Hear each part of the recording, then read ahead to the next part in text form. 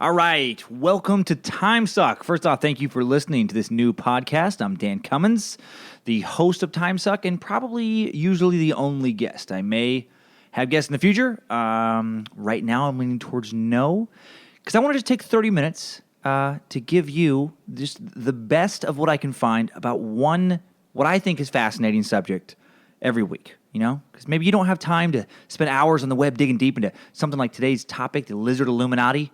But I do. And every week, I'm going to condense my research into whatever I'm super curious about into roughly half an hour of the most entertaining bits so you can share them, amuse your friends, family, get rid of people who think it's too weird. You don't need them in your life anyway. Listen to it at home, in the car, at the office, work can wait. This is Timesuck. You're listening to Timesuck.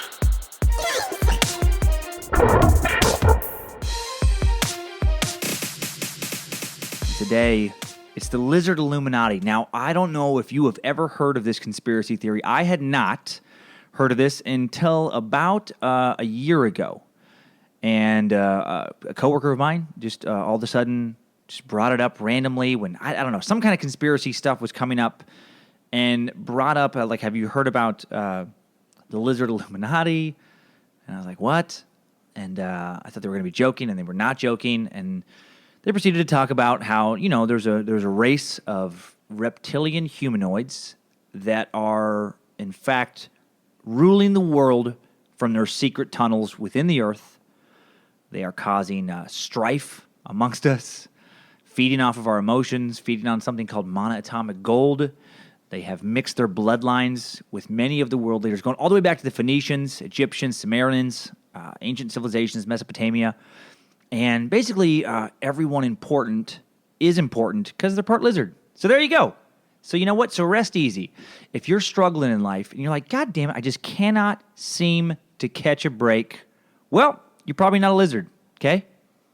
So now you don't have to beat yourself up anymore. You just the system's rigged, and you're either a lizard or you're part of the what Bill Hicks used to refer to as the bovine masses, right? You're just one of the rest of us struggling to make it. So here's what this is. I'm gonna quote, and again, I've been searching way too much time on lizards because this stuff is very interesting to me, and I'm trying to turn what formerly has just been a colossal waste of time into something productive with this podcast. Since I'm looking up lizard stuff anyway, I might as well share it with you, right? You don't even have to be sitting at the computer avoiding actual responsibilities. You're just, you could be, but you could. If you're doing this right now in place of work, God bless you. It's fantastic. All for it. But I take a little thing from time. Here's what it is. It's an ancient reptilian race. The Anunnaki, the reptiles, have controlled humankind since ancient times. They count among their number Queen Elizabeth, George W. Bush, Henry Kissinger, Bill and Hillary Clinton, Bob Hope, Obama, encroaching on other conspiracy theorist territory. David Icke, who's kind of like on the forefront, the guy who's popularized this theory, even claims that lizards are behind secret societies like the Freemasons and the Illuminati. They are among us. They're blood-drinking, flesh-eating, shape-shifting, extraterrestrial, reptilian humanoids with only one objective in their cold-blooded heads: to enslave the human race. Leaders, corporate executives, beloved Oscar-winning actors, Grammy-winning singers. Oh, and by the way, responsible for the Holocaust, Oklahoma City bombings, 9/11, etc. So where did this theory come from? That's where I started digging around a while back on the web, and because at first I thought it was just this guy David Icke. Which, by the way, if you're curious about David Icke, watch just David Icke. It's Icke, Vice. Do that on YouTube. There's part 1 and part 2 of their fascinating little expose on him and his beliefs, and it's worth your time if you when you have time to do that. But he popularized this stuff in 1998, this kind of theory, with this book, The Biggest Secret. And I kind of thought at first like his book just came out of a vacuum, as these ideas kind of sometimes do somewhat, but I guess never really truly a vacuum. They're always building on some previous idea. And it appears that like the first reference to, which this really cracks me up because I like Arnold Schwarzenegger, and the reference is going to make sense here in a second.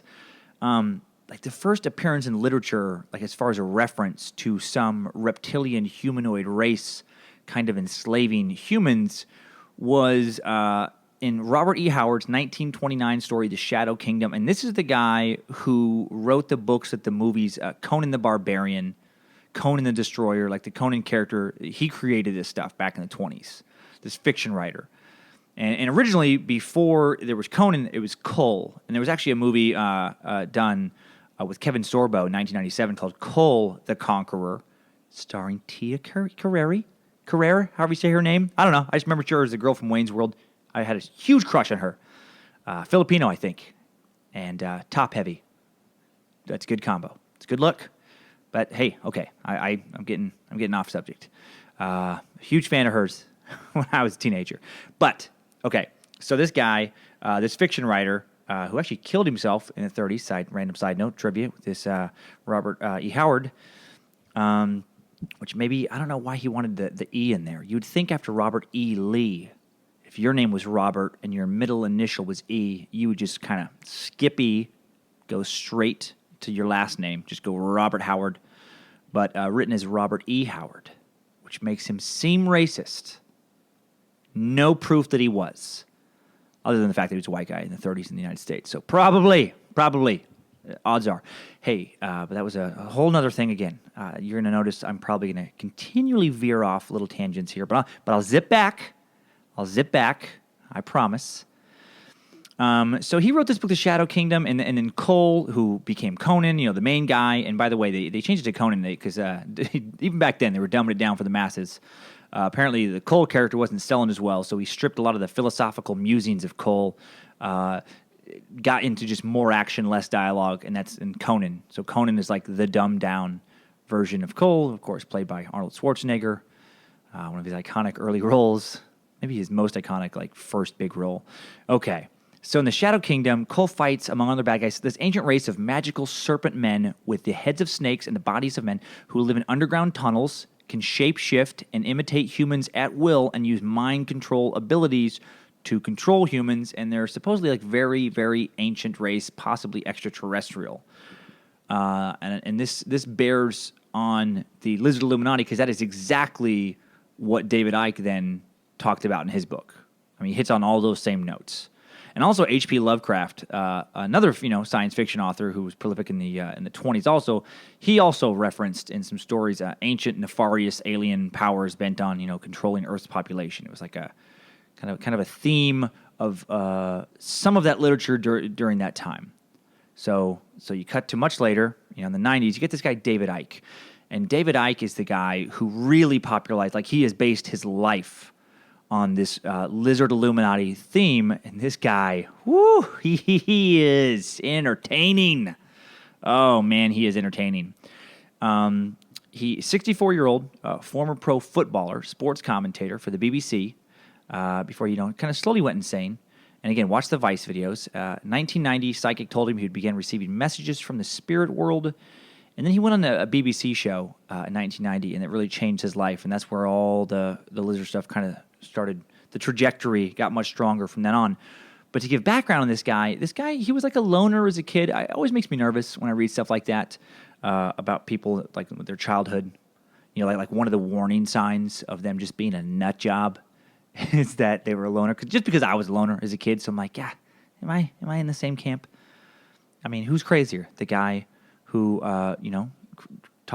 creates and believes in lizard people, or the guy dedicating a day off of work to researching and then talking about it on a free podcast, lizard people? I don't know. But this guy, he was born in Britain in 1952, and loner as a kid, then got into soccer, football, as they say across the pond, and became good enough at football that he went basically semi-pro is what I understand. I mean, technically pro, but he was doing it in the evenings when he was young, had a day job. So it's not like he was David Beckham. Maybe at that day it was more of a part-time thing, but I just think he was kind of moving into the higher pro ranks in Britain, and then he got arthritis, couldn't do it. He ended up becoming a sports journalist and working for the BBC on a number of shows. To the point that he was even one of the commentators in the '88 Olympics, and got sent around the world working for them. Was part of was the sports guy on a BBC morning show called Breakfast Time, which is the England's first big morning show. He became a household name And I'm just giving you this backstory because the fall that is about to come up was epic. This is what really attracted me to this whole story of lizard people and everything. It's this guy, just incredible, these kind of real life stories where this guy builds over a couple decades himself into a household name as a television presenter and sports commentator. And then he starts getting into some new age stuff, which for him ends up becoming the gateway drug into the hard shit.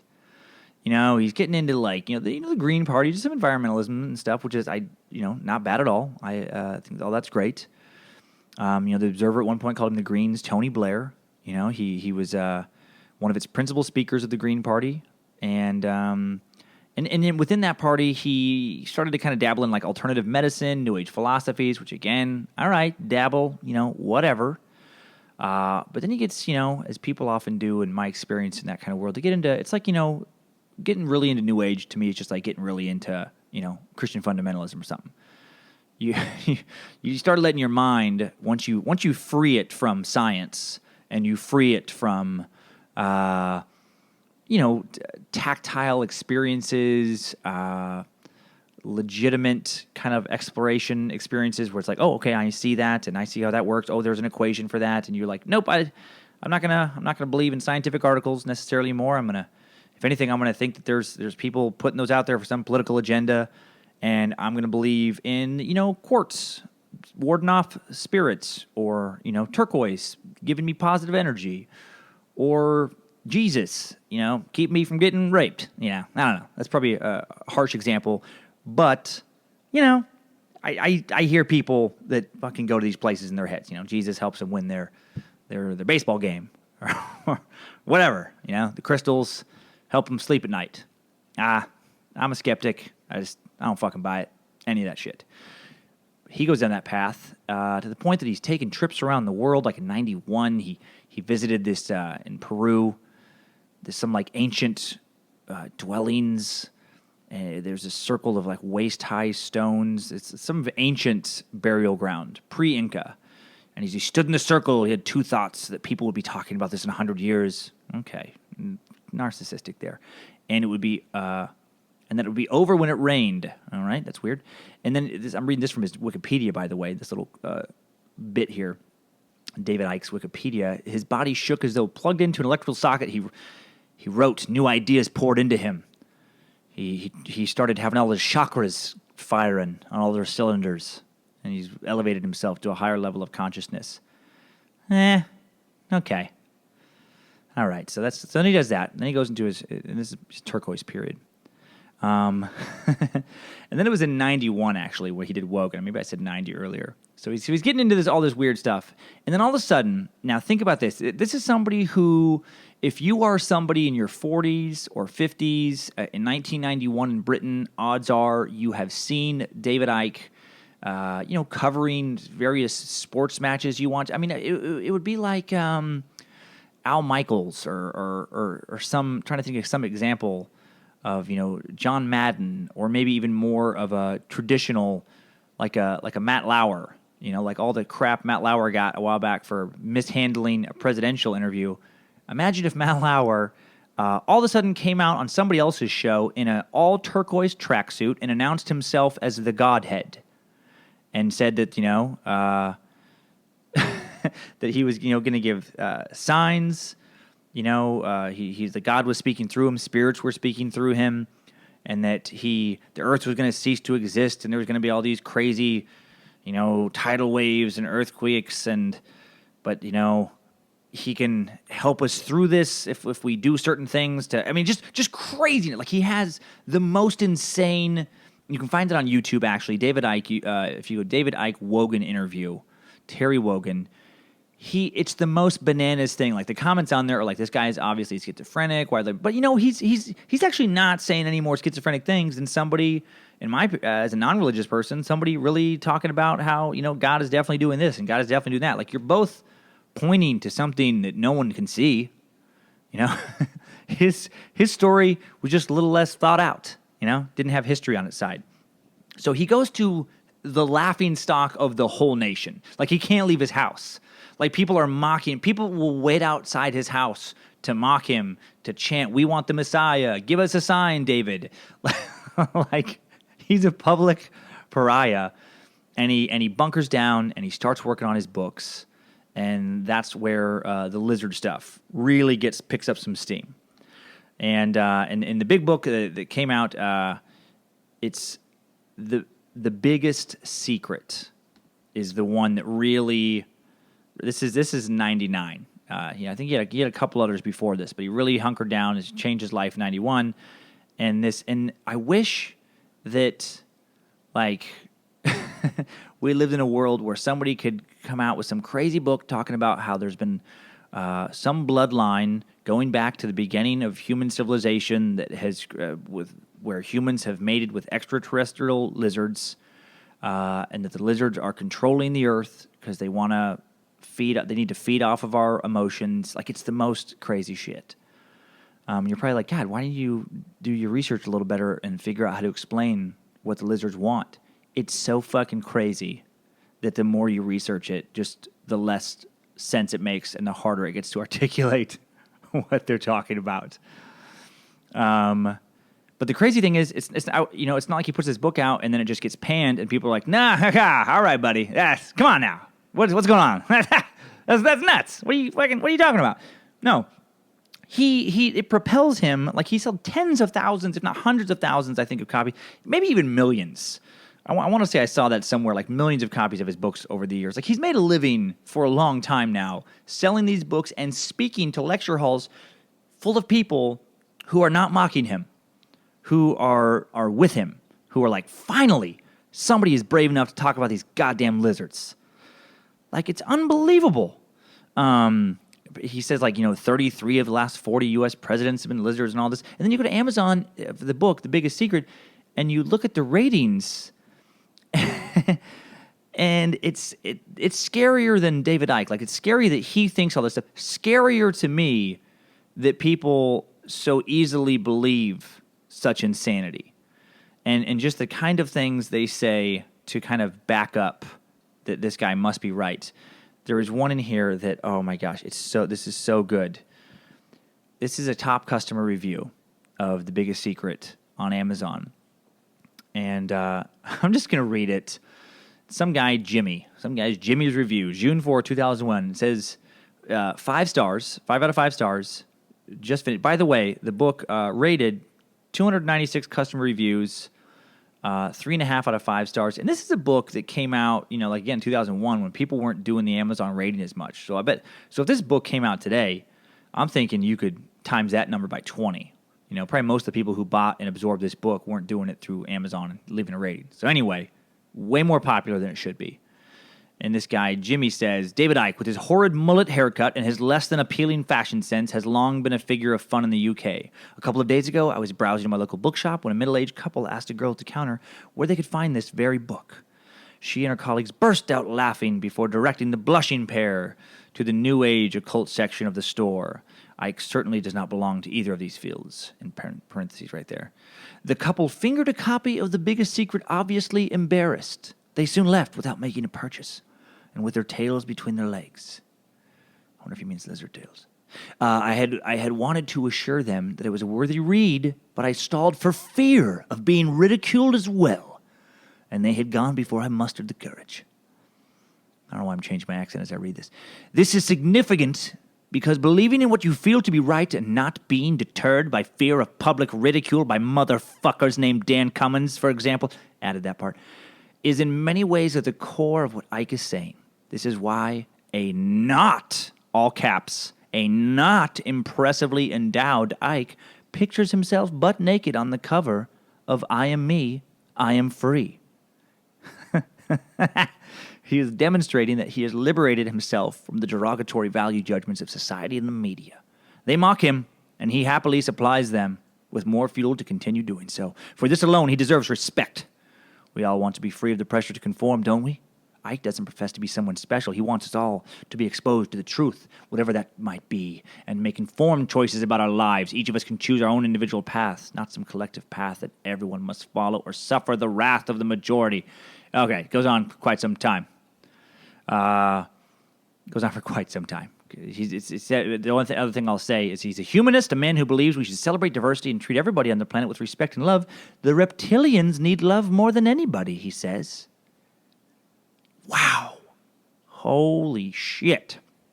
So much there. So this guy who follows him, I love that he uses proof of a guy flashing his small dick in a book as, hey man, lizards, the conspiracy is clearly real, or why would he fucking put his dick on him in the book? Yeah, I thought he'd have an argument with that guy at a bar. Get a couple beers in that guy. Hey man, you tell me if lizards are not ruling the universe, then tell me right now why David Icke put a picture of his tiny dick on the cover of one of his books. I mean, how else do you explain it then? Oh, man. And he loves the lizards. Okay. So this is where it all comes from. This guy's written a shit ton of books. Well, who are they? What do they want? Where do they come from? All right. There's a great article on top10s.net, TOPTENZ.net. 10 things you should know about the reptilian conspiracy theory. Let's just dig into that. There are two schools of thought, and most of this comes from David Icke's teaching. Two schools of thought about where the reptilians came from. Some believe they evolved here on Earth, left Earth after they mastered intergalactic travel, as lizards do. You gotta be you do that. That's what lizards. If you've ever seen a lizard, I mean that part actually does make sense to me. When I see a lizard, I think that fucker could travel through space if given a couple years evolution. Easily could build and craft and zip a shuttle around, no doubt. Okay, return millions of years later. Others believe their home planet is in the Draco constellation. Supposedly they came to Earth thousands of years ago, shared the Earth with people. Then they decided they were forced to go undercover and hid themselves from our reality. They also started to interbreed with humans by altering our DNA, similar to the way that people alter computer code. Okay. All right, that's nonsense. This altering of our DNA has a twofold effect. They altered our DNA so we don't use our brains to its full capacity. God, I wonder why I wasn't as smart as I was. Those motherfucking lizards noodling in my brain waves. Putting a limit on our consciousness, making us easier to control. As evidence, Icke points to the fact that we have reptile genes within our brain. There you go. Another interesting leap of logic there. Well, we have reptilian DNA, so clearly those bastards are living in underground cities, getting to our surface with tunnels and feeding on our negative emotions, which is part of the belief system with this. Okay, so the people with reptile DNA can be possessed by reptilians, blah, blah, blah. Okay. They have power in every single country. The reptilians have created a global prison that people don't even realize they're in. It's like the Matrix, but with lizards. Sum it up, it's a lot of unusual information. Essentially, lizard people altered our brains to limit our brain's ability, installed most, if not all, world leaders throughout history. These leaders, in turn, contributed to all major historical events. For thousands of years, they've been poisoning humans. All this was done to ensure that they control humankind. Because that is what I've read. Some of these things that basically what they do is, for some reason, they need their food. Like if you're hungry, you get, I don't know, a sandwich or some pasta or salad or gluten-free, non-GMO, vegan fucking paste or whatever. Whatever nourishes you. Some kind of thing that you chew or at least swallow or at least put into your stomach through a hole that a doctor has made. Lizards do none of that. They feed on emotion. It's like their food. Sometimes blood. There's a lot of information out there. Some of the things they eat, like human babies and stuff. I'm guessing that's like dessert. I'm guessing you're like, you had a nice feast of emotion, because of a war that you manipulated to happen. And so people are suffering. And you're like, getting that sweet emotion. It's coming down through the tunnels. And then you're like, oh, man, but I need something sweet. And you're like, ooh, look at that baby. So that's, again, as lizards do. And there's all these theories about how they live in underground cities, like huge cities. Okay. And they came to Earth, by the way. This is something in the search for monoatomic gold. Because, Well, they need that, and I don't even know if that's a thing. I tried looking it up on the internet. You cannot find you cannot find a definition for monoatomic gold. It's like new agey stuff on those websites only. And it's like a gold powder. Doesn't explain how the gold becomes powder. It's like 2 atoms instead of 3 bind. Some nonsense. But it's supposed to rev up your central nervous system. And anyway, the lizards, we have a lot of that apparently, according to some of these random weird websites that do not seem valid in the earth. And the lizards need that to shapeshift, which is why they chose to come to Earth. And they can shapeshift to confuse us to feed off our emotion. There. Does it make sense? Okay. Who believes this stuff? 12 million people in the U.S. alone, according to one survey. Unbelievable. All right, so let's sum it up. 5 top facts. Take away from the lizard people. This is actually summing it up. This is some new information, too. 5 top facts. Number 1, they have a moon base. Fucking wake up, listener. Look at the moon tonight. Look at it hard. See if you don't see a lizard crawl around it or something. Another theory, the moon's origins does not share the popularity of the mainstream theories. It's a hollowed-out planetoid, partially artificial kind of space base, still in use by the lizard people. And they use it to control our thoughts. All right? You know? Okay? There you go. Is there any science to explain that? No. It's just obvious. The moon is organic machinery. Our bodies are containers for our souls, our consciousnesses. And as soon as a conscious being, human or not, dies on Earth, he or she is trapped in the prison planet with the moon, with a magnetic field as a net, keeping us from escaping the Matrix, controlled by reptilian elite. God damn it, I'm trying to make this as simple as possible. Now, we are forced to reincarnate here to be used as a cheap energy source and to be their eternal slaves, right? And that's from a very reliable website called reptilianilluminati.wordpress.com. Moon Origins article. Number 2, they sacrifice humans. Article by David Icke. Satanism, not just sickness and a perversion, although it is that also. As he says, it's a main reason for existence from the Brotherhood's point of view is to control the Earth's magnetic field. Fact. To worship and connect with reptile masters. Fact. To drink the life force of sacrificed victims. Fact.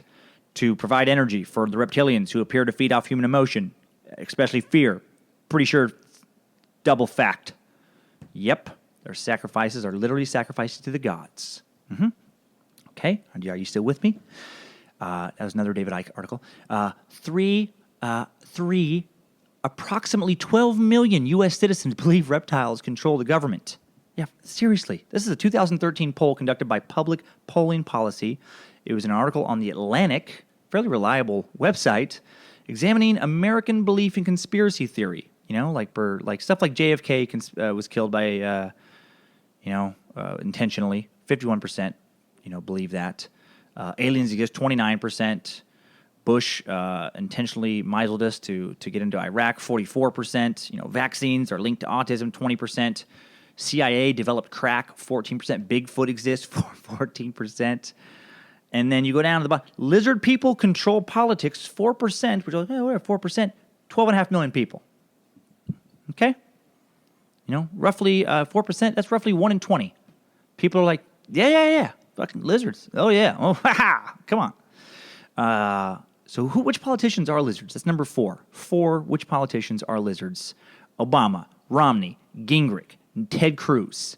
Putin is not. And this is an article in the Atlantic as well, called How to Spot Reptilians running our government. And part of it, how you spot them, is on YouTube. Look up YouTube videos for this. Their eyes blink in a different way than our eyes. They're vertical instead of horizontal because they got lizard eyes. Hello? Lizard eyes. Putin, though, does not believe in them. And there was a very relevant article on yournewswire.com talking about Putin behind closed doors, revealing that he's had to work with lizards for years. 5, guard your monoatomic gold. Okay? This is what David Icke said. He wanted to pass on some information. He said he'd been chatting to Brian Desborough, my scientist friend in California. That sounds legit. He's been talking to a scientist friend. And we have been discussing monoatomic gold. It comes in a white powder, has 2-dimensional atomic structure. Regular gold has 3-dimensional structure. Okay, sure. Without going into scientific detail, I feel like after that it should say, like always, when you consume this monatomic gold by mouth or injection, it increases the current capacity of the nervous system by 10,000 times. See, that's what I was saying earlier. This would allow a person to process fantastic amounts of information like a supercomputer, and when enough has been absorbed, it would allow them to consciously move through other dimensions and shape-shift because suddenly the brain is activated to open those vast areas that we do not use in today's world. This substance gives the reptilians amazing abilities to process information and shape-shift. I'm sure the ancient Egyptians, Sumerians, Babylonians, and Phoenicians, etc. used this, or more accurately, the ruling elite did. So if that's make us do all that, why don't we just fucking start doing it now? Because you can find it on the web. Where is it, David Icke? Where is the mana atomic gold? So there it is. 30 minutes. I just explained the Lizard Illuminati conspiracy theory. And as convoluted as that was, probably as good as anyone can in 30 minutes. So you can spend the next several days, if you want, finding out more about lizards. If you want to, let me know what you think. Let me know if I missed some things that are fun. Go to the website, dancummins.tv. You can link to all my social media. I'm on Instagram, Facebook, Twitter, YouTube. I'll probably be on some of the others eventually because that's the way things go. And, man, hit me up. Let me know what you think of the podcast. Rate it on iTunes. Rate it on Amazon. Get my new album, Don't Wake the Bear. It's out now. It's my 5th one. Create a free Pandora station if you want to check out, see what my stand-up's all about, and find out other comics who are similar in sensibility to me. I recommend that. Do that. And keep listening, man, to Timesuck, man. We're going to dig in deep on a new subject every week, and I will try in around 30 minutes to give you the best of what I spent much, much more time messing around in. And be careful. Be careful out there because apparently there is a very, very strong possibility that space lizards are doing a lot of nefarious shit.